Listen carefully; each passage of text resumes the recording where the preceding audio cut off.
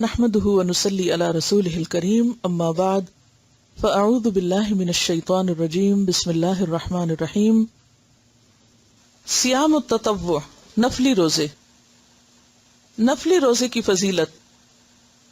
عن ابی سعید رضی اللہ عنہ قال سمعت النبی صلی اللہ علیہ وسلم یقول من صام یوما فی سبیل اللہ بعد اللہ وجہہ عن النار 70 خریفا متفق علیہ.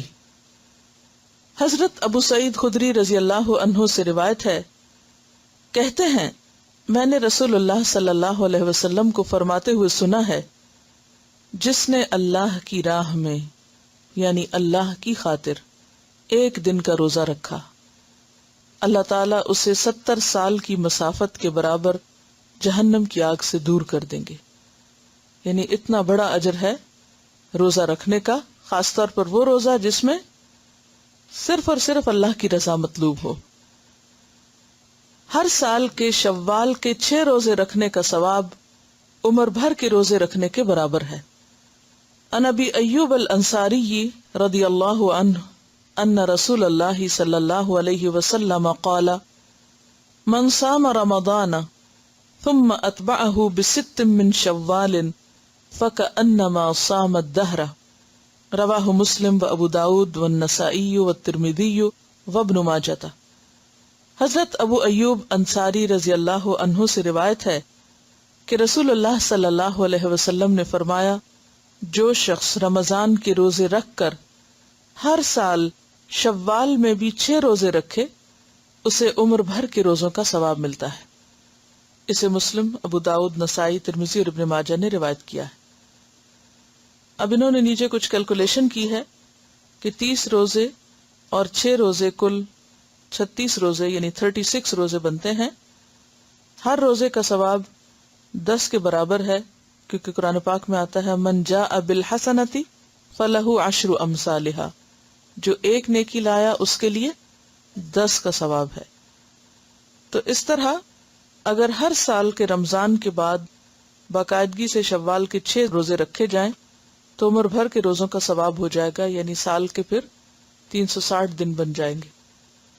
اور آپ کو یہ تو معلوم ہے کہ ہجری کیلنڈر میں سال شمسی کیلنڈر کے مقابلے میں 10 دن کم ہوتا ہے. باقاعدگی سے ایام 20 جو ہیں روشن راتیں، چاند کی 13، 14 اور 15 تاریخ کے روزے رکھنے سے عمر بھر کے روزوں کا ثواب ملتا ہے.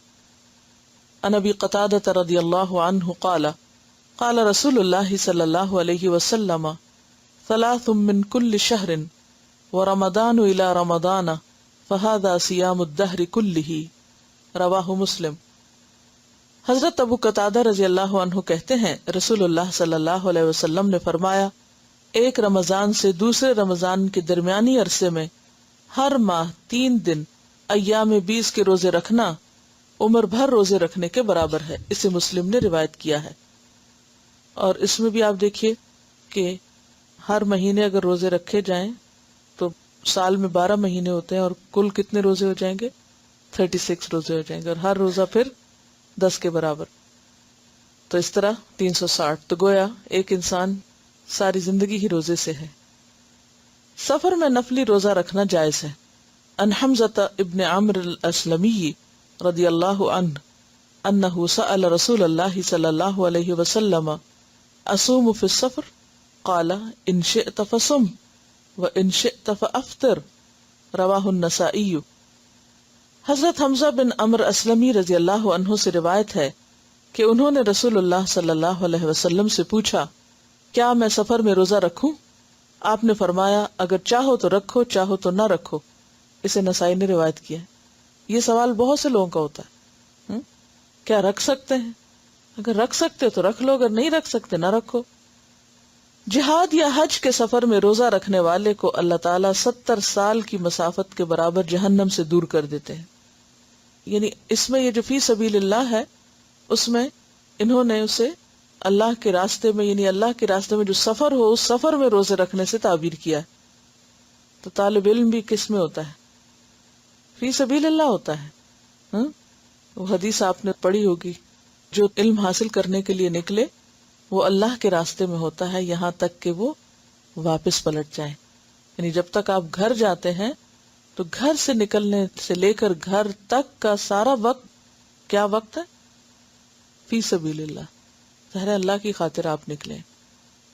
اور ساتھ اگر روزہ بھی ہو تو یہ روزہ پھر کئی گنا زیادہ اجر و ثواب کا باعث بن جاتا ہے، کیونکہ گھر میں رہ کے انسان کے لیے سہولت ہوتی ہے. اگر آپ تھکے ہوئے آپ لیٹ جائیں، آپ کم کام کر لیں، لیکن جب آپ کسی خاص مشن پہ نکلتے ہیں، پڑھنے نکلے، پڑھانے نکلے، یا کوئی اور کام اس طرح کا، جیسے یہ حج کے سفر انہوں نے کیا ہے، یہ بھی فی سبیل اللہ سفر شمار ہوتا ہے. تو ایسے میں انسان اگر ساتھ روزے میں بھی ہو تو اس کا اجر و ثواب کئی گنا زیادہ ہوتا ہے. سوموار اور جمعرات کا روزہ رکھنا رسول اکرم صلی اللہ علیہ وسلم کو پسند تھا. عن ابی ہریرہ رضی اللہ عنہ قال قال رسول اللہ صلی اللہ علیہ وسلم تعرض الاعمال یوم الاثنین والخمیس فاحب ان یعرض عملی وانا صائم. رواہ الترمذی. حضرت ابو ہریرہ رضی اللہ عنہ کہتے ہیں رسول اللہ صلی اللہ علیہ وسلم نے فرمایا سوموار اور جمعرات کو لوگوں کے اعمال اللہ کے حضور پیش کیے جاتے ہیں. میں چاہتا ہوں کہ جب میرے اعمال اللہ کے ہاں پیش کیے جائیں تو میں اس وقت روزے سے ہوں. اسے ترمذی نے روایت کیا. یوم عرفہ 9 ذی الحجہ کا ایک روزہ ایک گزشتہ اور ایک آئندہ یعنی 2 سال کے صغیرہ گناہوں کا کفارہ ہے، جبکہ یوم عاشورہ 10 محرم کا روزہ گزشتہ 1 سال کے صغیرہ گناہوں کا کفارہ ہے. عن ابی قتادہ رضی اللہ عنہ ان النبی صلی اللہ علیہ وسلم قال صیام یوم عرفہ احتسب علی اللہ ان یکفر السنة التي قبلہ والسنة التي بعدہ وصیام یوم عاشوراء احتسب علی اللہ ان یکفر السنة التي قبلہ. رواہ مسلم. حضرت ابو قتادہ رضی اللہ عنہ کہتے ہیں رسول اللہ صلی اللہ علیہ وسلم نے فرمایا میں اللہ تعالیٰ سے امید رکھتا ہوں کہ یوم عرفہ کے روزے کے بدلے میں اللہ تعالیٰ ایک گزشتہ اور ایک آئندہ سال کے گناہ معاف فرمائیں گے، اور یوم عاشورہ کے روزہ کے بدلے میں گزشتہ 1 سال کے گناہ معاف فرمائیں گے. اسے مسلم نے روایت کیا ہے. صرف 10 محرم کا روزہ رکھنا مکروہ ہے. رسول اکرم صلی اللہ علیہ وسلم شعبان کے مہینے میں باقی سب مہینوں سے زیادہ روزے رکھتے تھے. عن عائشہ رضی اللہ عنہا انہا قالت ما رأیت رسول اللہ صلی اللہ علیہ وسلم استکمل صیام شہر الا رمضان وما رأیتہ فی شہر اکثر منہ صیاما فی شعبان. متفق علیہ. حضرت عائشہ رضی اللہ عنہا کہتی ہیں میں نے رسول اللہ صلی اللہ علیہ وسلم کو رمضان کے علاوہ کسی مہینے کے پورے روزے رکھتے نہیں دیکھا، نہ ہی شعبان کے علاوہ کسی دوسرے مہینے میں کثرت سے روزے رکھتے دیکھا. یعنی رمضان تو پورا، اور اس کے بعد سب سے زیادہ شعبان میں، اور اس کے بعد شوال میں 6، اور اس کے بعد ہر مہینے کے 3 یا پھر ہر ہفتے کے 2 روزے، سوموار اور جمعرات کا، اور اسی طرح عاشورہ کا روزہ، اس کے ساتھ ایک اور ملا کے پہلے یا بعد میں، اور یوم عرفہ کا روزہ. لیکن 15 شعبان کو خاص طور پر روزہ رکھنا یہ درست نہیں. اس کے بارے میں جو بھی احادیث ہیں وہ ضعیف ہیں. صحیح حدیث سے جو چیز ثابت ہے وہ یہ ہے کہ آپ سارے مہینے میں ہی یعنی کثرت سے روزے رکھتے تھے. نفلی روزہ رکھنے میں ایک دن چھوڑ کر دوسرے دن روزہ رکھنے کا طریقہ سب سے افضل ہے. ان عبداللہ ابن عمرو رضی اللہ عنہ ان رسول اللہ صلی اللہ علیہ وسلم قال صم فی کل شہر 3 ایام قلت انی اقوى من ذلك فلم يزل يرفعني حتى قال صم يوما وافطر يوما فانه افضل الصيام وهو صوم اخی داؤد علیہ السلام. متفق علیہ. حضرت عبداللہ بن عمرو رضی اللہ عنہ سے روایت ہے کہ رسول اللہ صلی اللہ علیہ وسلم نے فرمایا ہر ماہ 3 دن کے روزے رکھو، یعنی ایام 20 کے. میں نے عرض کیا مجھ میں اس سے زیادہ طاقت ہے. رسول اللہ صلی اللہ علیہ وسلم برابر مجھ سے روزے کم کراتے رہے، حتیٰ کہ آپ نے فرمایا 1 دن روزہ رکھو اور 1 دن چھوڑ دو، یہ افضل ترین روزے ہیں. میرے بھائی داؤد علیہ السلام کا یہی طریقہ تھا. اسے بخاری اور مسلم نے روایت کیا ہے. آپ نے داؤد علیہ السلام کو اپنا بھائی کس اعتبار سے کہا؟ نسب میں نہیں بلکہ دین میں اور نبوت میں۔ محرم کے مہینے میں روزہ رکھنے کی فضیلت۔ عن ابی ہریرہ رضی اللہ عنہ قال قال رسول اللہ صلی اللہ علیہ وسلم افضل الصیام بعد رمضان شہر اللہ المحرم وافضل الصلاة بعد الفریضۃ صلاة اللیل، رواہ مسلم۔ حضرت ابو ہریرہ رضی اللہ عنہ روایت کرتے ہیں، رسول اللہ صلی اللہ علیہ وسلم نے فرمایا، رمضان کے بعد سب سے افضل روزے محرم کے روزے ہیں جو اللہ کا مہینہ ہے، اور فرض نماز کے بعد سب سے افضل نماز تہجد کی نماز ہے جسے صلاۃ اللیل کہتے ہیں۔ اسے مسلم نے روایت کیا ہے۔ سوموار کے روزے کی فضیلت۔ عن ابی قتادہ رضی اللہ عنہ قال سئل رسول اللہ صلی اللہ علیہ وسلم عن صوم الاثنین فقال فیہ ولدت وفیہ انزل علی، رواہ مسلم۔ حضرت ابو قتادہ رضی اللہ عنہ کہتے ہیں، رسول اللہ صلی اللہ علیہ وسلم سے سوموار کے روزے کے بارے میں سوال کیا گیا تو آپ نے فرمایا، اس دن میں پیدا کیا گیا اور اسی دن مجھ پر قرآن نازل ہونا شروع ہوا۔ اسے مسلم نے روایت کیا ہے۔ ذی الحجہ کے پہلے 9 روزے رکھنا مستحب ہے۔ ذی الحج کے مہینے میں جو پہلے 9 دن ہے، کیونکہ 10ویں تاریخ کو تو عید ہوتی ہے، کیونکہ وہ دن بہت افضل ایام ہیں، یعنی ان دنوں میں کوئی بھی نیک عمل کرنا بہت زیادہ اجر و ثواب کا باعث ہے۔ ہر ماہ کوئی سے 3 روزے رکھنا مستحب ہے۔ ہر ماہ کے پہلے سوموار اور پہلی دونوں جمعراتوں کے روزے رکھنا بھی آپ صلی اللہ علیہ وسلم کا معمول تھا۔ یعنی اس میں آپ دیکھیے کہ مختلف طرح کے آپ کے پاس آپشنز ہیں۔ عن بعض ازواج النبی صلی اللہ علیہ وسلم ان رسول اللہ صلی اللہ علیہ وسلم کان یصوم 9 من ذی الحجہ ویوم عاشوراء و3 ایام من کل شہر اول 2 من الشہر وخمیسین، رواہ النسائی۔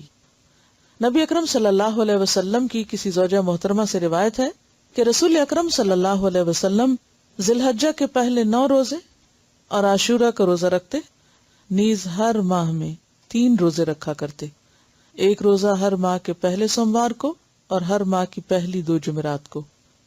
تو اس سے پتہ چلتا ہے کہ یا تو 3 ایام 20 کے روزے رکھ سکتے ہیں، یا یہ ہے کہ آپ ہر ہجری مہینے کے دوسرے نہیں، ہجری مہینے کے پہلے سوموار اور پھر پہلے 2 جمعرات، اس طرح بھی 3 پورے کر سکتے ہیں۔ کیونکہ بعض اوقات ایسا ہوتا ہے نا کہ ان 3 دنوں میں آپ کو نماز نہیں پڑھنی، روزہ نہیں رکھنا، تو اس کے پھر آلٹرنیٹ کے طور پر یہ دوسرا طریقہ بھی اختیار کیا جا سکتا ہے۔ ویسے تو نفلی روزہ کبھی بھی آپ رکھ سکتے ہیں۔ نفلی روزے کی نیت دن میں زوال سے پہلے کسی وقت بھی کی جا سکتی، یعنی اگر آپ نے کچھ کھایا پیا نہیں صبح سے تو ظہر سے پہلے آپ اس کی نیت کر سکتے ہیں۔ نفلی روزے کی قضا واجب نہیں، اسی طرح آپ کسی بھی وقت اس کو کھول سکتے ہیں دن میں اگر وہ بھاری ہو رہا ہو پر، اور اس کی قضا بھی پھر بعد میں نہیں دینا ہوگی۔ نفلی عبادت میں اعتدال اور میانہ روی افضل ہے۔ صیام 40 مسلسل 40 روزوں کا چلہ سنت رسول صلی اللہ علیہ وسلم سے ثابت نہیں، یعنی بعض لوگ 40 دن کے روزے رکھتے ہیں تو اس کی کوئی حقیقت نہیں۔ زیادہ افضل عمل وہ ہوتا ہے جس میں ہمیں دلیل مل جائے اور جو نبی صلی اللہ علیہ وسلم کا طریقہ ہو۔ الصیام الممنوع والمکروہ، ممنوع اور مکروہ روزے۔ عید الفطر اور عید الاضحیٰ کے روزے رکھنا منع ہے۔ عن ابی عبید رضی اللہ عنہ قال شہدت العید مع عمر بن الخطاب رضی اللہ عنہ فقال هذان یومان نہى رسول اللہ صلی اللہ علیہ وسلم عن صیامہما یوم فطرکم من صیامکم والیوم الآخر تأکلون فیہ من نسککم، رواہ البخاری۔ حضرت ابو عبید رضی اللہ عنہ کہتے ہیں، میں نے عمر بن خطاب کے ساتھ نماز عید ادا کی۔ حضرت عمر نے کہا، ان 2 دنوں کے روزے رکھنے سے نبی اکرم صلی اللہ علیہ وسلم نے منع فرمایا ہے۔ پہلا دن جب تم اپنے روزے ختم کرو، دوسرا دن جب تم قربانی کا گوشت کھاتے ہو۔ اسے بخاری نے روایت کیا ہے۔ روزے ختم کرو سے مراد عید الفطر ہے، اور قربانی کا گوشت عید الاضحیٰ میں کھایا جاتا ہے۔ صرف جمعہ کے دن کا روزہ رکھنا مکروہ ہے۔ اگر کوئی شخص اپنے معمول کے مطابق جمعہ کا روزہ رکھے تو جائز ہے، مثلا اگر کوئی شخص ہر دوسرے یا تیسرے دن روزہ رکھنے کا عادی ہے اور کسی دن جمعہ کا روزہ آ جاتا ہے تو وہ جائز ہے. جیسے صوم داؤدی میں ایک دن چھوڑ کے ایک دن روزہ رکھتے ہیں تو اس صورت میں درست ہے، ورنہ خاص طور پر جمعے کی نیت کر کے کہ یہ بہت مبارک دن ہے، اس دن زیادہ ثواب ہوگا، ایسا کرنا درست نہیں، کیونکہ سنت سے اس کی دلیل نہیں.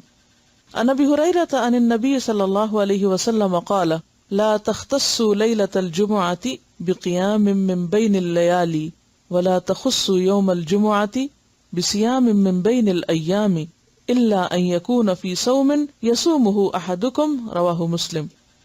حضرت ابو ہریرہ رضی اللہ عنہ سے روایت ہے کہ نبی اکرم صلی اللہ علیہ وسلم نے فرمایا جمعہ کی رات، یعنی جمعہ اور جمعرات کی درمیانی رات جو ہوتی ہے نا، جمعرات جب ختم ہوتی ہے اور اگلے دن جمعہ ہوتا ہے تو وہ رات بیچ کی، اس کو قیام اللیل کے لیے مقرر نہ کرو، فکس نہ کرو، اور نہ جمعہ کے دن کو روزے کے لیے مخصوص کرو. ہاں اگر کوئی شخص روزہ رکھنے کا عادی ہو اور اس میں جمعہ آ جائے تو پھر جائز ہے. اسے مسلم نے روایت کی، یعنی بالکل واضح حدیث ہے. ہمارے ہاں بعض لوگ شب جمعہ مناتے ہیں اور وہ اسی رات کو زیادہ عبادت کرتے ہیں، حالانکہ اس سے منع کیا گیا ہے کہ صرف اس رات کو مخصوص نہ کیا جائے. عن ابی ہریرہ رضی اللہ عنہ قال سمعت رسول اللہ صلی اللہ علیہ وسلم یقول لا یصوم احدکم یوم الجمعۃ الا یوما قبلہ او بعدہ رواہ البخاری. حضرت ابو ہریرہ رضی اللہ عنہ کہتے ہیں کہ میں نے رسول اللہ صلی اللہ علیہ وسلم کو فرماتے ہوئے سنا ہے کوئی آدمی صرف جمعہ کا روزہ نہ رکھے، اگر رکھنا چاہے تو ایک دن پہلا یا پچھلا ساتھ ملا کر رکھے، یعنی جمعرات اور جمعے کا یا جمعے اور ہفتے کا رکھ سکتا ہے، ورنہ خالی جمعے کا نہ رکھے. اسے بخاری نے روایت کیا. اس کی کیا حکمت ہو سکتی ہے؟ اس سے کیوں منع کیا گیا ہے؟ کیا سمجھ میں آتا ہے آپ کو؟ جمعہ عید کا دن ہے، اور اصل میں بات یہ ہے کہ جو چیز اللہ اور اس کے رسول صلی اللہ علیہ وسلم نے مخصوص نہیں کی وہ ہمیں اپنی طرف سے، اپنی عقل سے، اپنے قیاس سے نیکی سمجھ کے مخصوص نہیں کرنی چاہیے. ٹھیک ہے نا؟ کیونکہ اگر کوئی چیز قیاس کے ذریعے عبادت بن سکتی تو پھر یہ جمعے کی رات کو ہماری تصور اور خیال میں ایک نیکی کی رات سمجھا جاتا ہے، تو یہ سوچ کے کہ اس دن کا ثواب زیادہ ہے، کیونکہ جمعے کے دن کے کئی فضائل ہیں، لیکن اسی دن روزہ رکھنے سے منع کر دیا گیا. تو اصل حکم کیا ہے کہ ما آتاکم الرسول فخذوہ وما نہاکم عنہ فانتہوا، جو وہ دیتے ہیں تم کو لے لو، جس سے روکتے ہیں رک جاؤ. اصل معاملہ اطاعت کا معاملہ ہے کہ کون کتنا فرما بردار ہے. اور ویسے بھی آپ دیکھیے کہ دین میں بہت ساری چیزیں جنہیں اللہ اور اس کے رسول صلی اللہ علیہ وسلم نے مقرر نہیں کیا، وہ بندوں پہ مقرر کر دینا کیا ہے؟ بندوں کے ساتھ زیادتی، بندوں کے لیے زندگی دوبھر کرنا ہے. جیسے کہ یہ چیز اتنے 1000 دفعہ پڑھو تو وہ کیا ہے بندوں کے لیے؟ مشکل، یعنی اللہ کا ذکر بھی ایک بوجھ بن گیا. تو اسی طرح کوئی بھی دن کسی کام کے لیے اس طرح مقرر کر دینا کہ اس میں پھر اس کام کی پابندی کی جائے جبکہ اللہ اور اس کے رسول صلی اللہ علیہ وسلم نے پابندی نہیں کروائی، تو یہ بندوں کے لیے مشکلات پیدا کرنے کا سبب ہے، اور اس سے پرہیز کرنا چاہیے. یعنی انسانوں کو کوئی حق نہیں کہ اب شریعت میں اضافے کریں. صوم وصال یعنی شام کے وقت روزہ افطار نہ کرنا اور کچھ کھائے پیے بغیر اگلا روزہ شروع کر دینا مکروہ ہے. اس کو صوم وصال، وصال کا مطلب ہوتا ہے جوڑنا، ملانا. عن ابی ہریرہ رضی اللہ عنہ قال نہى رسول اللہ صلی اللہ علیہ وسلم عن الوصال في الصوم فقال له رجل من المسلمین انك تواصل یا رسول اللہ صلی اللہ علیہ وسلم قال وأيكم مثلی انی ابیت یطعمنی ربی ویسقینی متفق علیہ. حضرت ابو ہریرہ رضی اللہ عنہ کہتے ہیں رسول اللہ صلی اللہ علیہ وسلم نے صوم وصال سے منع فرمایا. تو ایک آدمی نے عرض کیا یا رسول اللہ صلی اللہ علیہ وسلم آپ تو صوم وصال رکھتے ہیں. آپ نے فرمایا تم میں مجھ جیسا کون ہے؟ میں رات کو سوتا ہوں تو مجھے میرا رب کھلاتا بھی ہے پلاتا بھی ہے. اسے بخاری اور مسلم نے روایت کیا. اب اس کھلانے پلانے سے مراد وہ بھی ہو سکتا ہے جیسے حضرت مریم کو یعنی معجزاتی طور پہ کھلایا پلایا جاتا تھا، اور اس سے مراد روحانی غذا بھی ہو سکتی کہ انسان اگر روحانی طور پر زیادہ مضبوط ہو تو اگر دنیاوی اعتبار سے کھانا پینا کم بھی ہو تو انسان کے اندر پھر بھی اسٹیمنا باقی ہوتا ہے. اب اس کا اصل معنی آپ نے خود نہیں بتایا، لہٰذا ان دونوں میں سے کوئی بھی ہو سکتا ہے. اور یہ جو کہا تم میں مجھ جیسا کون ہے، تو اس سے مراد یہ کہ میں تو اللہ کا پیغمبر ہوں. آپ کی حیثیت تو مختلف ہے اس اعتبار سے. اور آپ کی طاقت اور آپ کی جو سٹیمنا ہے وہ عام بندوں سے کہیں زیادہ تھا، عبادت کا اور باقی کاموں کے لیے بھی۔ رمضان شروع ہونے سے پہلے استقبال کے طور پر روزے رکھنا منع ہے۔ اگر کوئی شخص اپنے گزشتہ معمول کے مطابق روزے رکھتا چلا آ رہا ہے اور وہ دن اتفاقاً رمضان سے 1 یا 2 روز پہلے آ گیا تو کوئی حرج نہیں۔ عن ابی ہریرہ رضی اللہ عنہ قال قال رسول اللہ صلی اللہ علیہ وسلم لا يتقدمن احدكم رمضان بصوم يوم او يومين الا ان يكون رجل كان يصوم صوما فليصوم ذلك اليوم متفق علیہ۔ حضرت ابو ہریرہ رضی اللہ عنہ کہتے ہیں رسول اللہ صلی اللہ علیہ وسلم نے فرمایا رمضان سے 1 یا 2 دن پہلے کوئی آدمی روزہ نہ رکھے، البتہ وہ شخص جو اپنے معمول کے مطابق روزہ رکھتا آ رہا وہ رکھ سکتا ہے۔ اسی طرح شک کا روزہ رکھنا بھی منع ہے کہ کوئی شخص 1 دن پہلے صرف اس لیے روزہ رکھ لے کہ کیا پتا چاند کہیں نظر آ گیا ہو تو میرا کہیں روزہ رہ نہ جائے، یعنی یا تو چاند دیکھو یا پھر 30 دن مکمل کر لو اگر بادل وغیرہ ہوں تو۔ مسلسل روزے رکھنا بھی منع ہے۔ عن عبداللہ ابن عمرو ابن العاص رضی اللہ عنہما قال قال رسول اللہ صلی اللہ علیہ وسلم یا عبداللہ الم اخبر انک تصوم النہار وتقوم اللیل فقلت بلا یا رسول اللہ قال فلا تفعل صم وافطر قم ونم فإن لجسدك عليك حقا وإن لعينك عليك حقا وإن لزوجك عليك حقا وإن لزورك عليك حقا لا صام من صام الدهر متفق علیہ۔ حضرت عبداللہ ابن عمرو ابن عاص رضی اللہ عنہ کہتے ہیں رسول اللہ صلی اللہ علیہ وسلم نے مجھے فرمایا اے عبداللہ مجھے خبر ملی ہے کہ تم ہمیشہ دن کو روزہ رکھتے ہو اور رات کو قیام کرتے ہو۔ میں نے عرض کیا ہاں یا رسول اللہ صلی اللہ علیہ وسلم میں ایسا ہی کرتا ہوں۔ آپ صلی اللہ علیہ وسلم نے فرمایا ایسا مت کرو، روزہ رکھو بھی اور چھوڑ بھی دو، رات کو قیام بھی کرو اور آرام بھی کرو، تمہارے جسم کا تم پر حق ہے، تمہاری آنکھ کا تم پہ حق ہے یعنی سونا بھی چاہیے، تمہاری بیوی کا تم پر حق ہے، تمہارے مہمان کا تم پر حق ہے۔ جس نے مسلسل روزے رکھے اس کا کوئی روزہ نہیں، کیونکہ وہ پھر جسم ویسے ہی عادی ہو جاتا ہے بھوکا رہنے کا، تو وہ پھر بھوک کی جو ایک کیفیت ہوتی ہے یا تڑپ ہوتی ہے وہ محسوس بھی نہیں ہوتی، وہ روزہ نہیں بلکہ عادت ہو گئی، جسے بخاری اور مسلم نے روایت کیا۔ ایام تشریق یعنی 11، 12، 13 ذوالحجہ کے روزے رکھنا منع ہے، البتہ جو حاجی قربانی نہ دے سکے وہ منا میں ایام تشریق کے روزے رکھ سکتا ہے۔ عن عائشہ وابن عمر قال لم يرخص في ایام التشریق ان يصمن الا لمن لم يجد الهدي رواہ البخاری۔ حضرت عائشہ اور حضرت ابن عمر رضی اللہ عنہما سے روایت ہے کہ ایام تشریق میں کسی آدمی کو روزہ رکھنے کی اجازت نہیں دی گئی سوائے اس حاجی کے جو قربانی نہ دے سکے۔ یہاں اصل میں لمن لم یجد الہدی ہے، اس کا ترجمہ ہے کہ جو ہدی نہ پائے یعنی جو قربانی نہ دے سکتا ہو، یہ مراد ہے۔ حاجی کو عرفات میں 9 ذی الحج یعنی یوم عرفہ کا روزہ رکھنا منع ہے۔ ان میمونہ رضی اللہ عنہا ان الناس شکوا فی صیام النبی صلی اللہ علیہ وسلم یوم عرفۃ فارسلت الیہ بحلاب وهو واقف فی الموقف فشرب منه والناس ينظرون متفق علیہ۔ حضرت میمونہ رضی اللہ عنہا سے روایت ہے کہ لوگوں نے عرفہ کے دن نبی اکرم صلی اللہ علیہ وسلم کے روزے میں شک کیا تو انہوں نے یعنی حضرت میمونہ نے آپ کے پاس دودھ بھیجا، آپ نے اس پیالے سے دودھ پیا۔ اس وقت آپ میدان عرفات کے موقف میں کھڑے تھے، لوگ آپ کو دیکھ رہے تھے، اسے بخاری اور مسلم نے روایت کیا۔ تو معلوم کرنے کا یہ کتنا اچھا طریقہ ہے، بجائے اس کے کہ کسی کو کہلوا کے بھیج دیں کہ اچھا جا کے پوچھ کے کہ آپ کا روزہ ہے یا نہیں، انہوں نے دودھ بھیج دیا کہ اگر آپ پی لیں گے تو پتہ چل جائے گا کہ روزہ نہیں ہے۔ نصف شعبان کے بعد روزے نہیں رکھنا چاہیے۔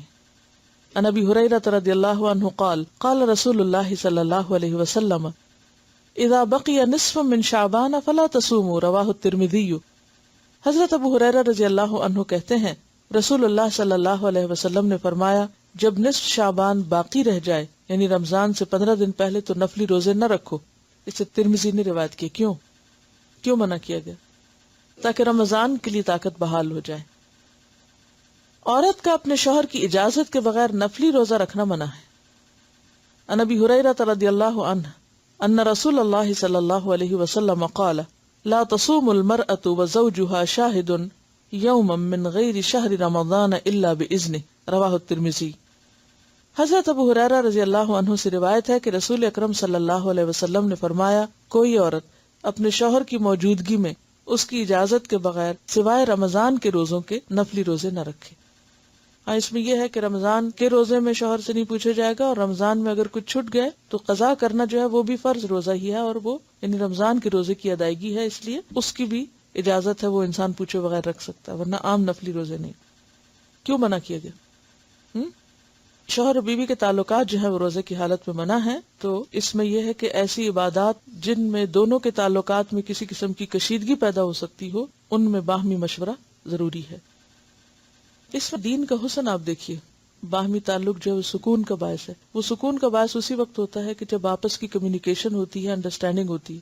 اگر شوہر بیوی کے درمیان کوئی کمیونیکیشن ہی نہیں، آپس میں مشورہ ہی نہیں، کسی معاملے میں کوئی گفتگو ہی نہیں، تو وہ پھر مودتاً اور رحمتاً کا سبب نہیں ہو سکتا۔ تو اسی طرح اب فرضی روزے تو فرضی انڈرسٹوڈ سب نے رکھنے، تو اس سے یہ بھی پتہ چلتا ہے کہ اگر عورت کو نفلی کام کری، کوئی نیکی کا کام کری، تو اسے شوہر کو ساتھ لے کے چلنا چاہیے، ٹھیک ہے نا۔ مثلا آپ قرآن پڑھ رہے ہیں تو اس میں شوہر کو بھی ساتھ لے کے چلنا، یہ نہیں کہ جو پڑھ کے گئے بس خاموشی گھر میں جا کے کچھ شیئر نہیں کیا، نہیں، شیئر کیا کرے، ڈسکس کیا کرے، یہ پڑھا ہے، یہ نہیں کہ وہ فتوے دینا شروع کر دیں یا پڑھانا ان کو شروع کر دیں، لیکن ان کے ساتھ ڈسکس کریں۔ ان کے سوال یہ تھا کہ کیا شوہر بیوی کی اجازت کے بغیر روزہ رکھ سکتا ہے؟ تو اس میں آپ دیکھیں پیچھے حضرت عمرو بن العاص جب آپ صلی اللہ علیہ وسلم نے جب کہ کثرت سے نفلی روزے رکھتے تھے تو انہوں نے کیا کہا کہ تمہاری بیوی کا بھی تم پر حق ہے۔ تو اس سے کیا پتہ چلتا ہے کہ اگرچہ یہ نہیں کہا کہ اجازت، بات اصل میں میوچل انڈرسٹینڈنگ کی، کہ دونوں ایک دوسرے کی ضروریات کا اور ایک دوسرے کے جذبات کا خیال رکھیں۔ صرف عاشورہ 10 محرم کا روزہ رکھنا مکروہ ہے۔ 9 اور 10 محرم یا 10 اور 11 محرم 2 دن کے روزے رکھنے چاہیے۔ عن عبداللہ ابن عباس رضی اللہ عنہما یقول حین صام رسول اللہ صلی اللہ علیہ وسلم یوم عاشوراء وامر بصیامہ قالوا یا رسول اللہ صلی اللہ علیہ وسلم انہ یوم تعظمہ الیہود والنصارى فقال رسول اللہ صلی اللہ علیہ وسلم فإذا كان العام المقبل إن شاء الله صمنا اليوم التاسع قال فلم يأت العام المقبل حتى توفي رسول الله صلی اللہ علیہ وسلم رواہ مسلم۔ حضرت عبداللہ بن عباس رضی اللہ عنہ فرماتے ہیں رسول اللہ صلی اللہ علیہ وسلم نے عاشورہ 10 محرم کا روزہ رکھا اور لوگوں کو بھی رکھنے کا حکم دیا۔ لوگوں نے عرض کیا یا رسول اللہ صلی اللہ علیہ وسلم 10 محرم تو یہود و نصارہ کے نزدیک بڑی عظمت کا دن ہے۔ آپ نے فرمایا اچھا، آئندہ سال ہم انشاءاللہ 10 محرم کے ساتھ 9 محرم کا روزہ بھی رکھیں گے۔ لیکن آئندہ سال آنے سے پہلے ہی رسول اللہ صلی اللہ علیہ وسلم اس دنیا سے رخصت ہو گئے۔ اسے مسلم نے روایت کیا۔ یوم عاشورہ 10 محرم کی فضیلت کی وجہ یہ ہے کہ جب رسول اکرم صلی اللہ علیہ وسلم مدینہ منورہ تشریف لائے تو یہودی 10 محرم کا روزہ رکھتے تھے۔ ان سے وجہ پوچھی گئی تو انہوں نے کہا اس روز اللہ تعالیٰ نے موسیٰ علیہ السلام کو فرعون پہ غلبہ عطا کیا تھا، لہٰذا ہم شکرانے کے طور پر اس دن کا روزہ رکھتے ہیں۔ رسول اللہ صلی اللہ علیہ وسلم کو یہ بات معلوم ہوئی تو آپ نے فرمایا یہودیوں کی نسبت ہم موسیٰ علیہ السلام کے زیادہ قریب ہیں، اور مسلمانوں کو اس دن کا روزہ رکھنے کا حکم دیا۔ مگر جب رمضان کے روزے فرض کیے گئے تب آپ صلی اللہ علیہ وسلم نے فرمایا اب جو چاہے 10 محرم کا روزہ رکھے، جو نہ چاہے نہ رکھے۔ اسے مسلم نے روایت کیا ہے۔ صرف ہفتے کے دن کا روزہ رکھنا ممنوع ہے۔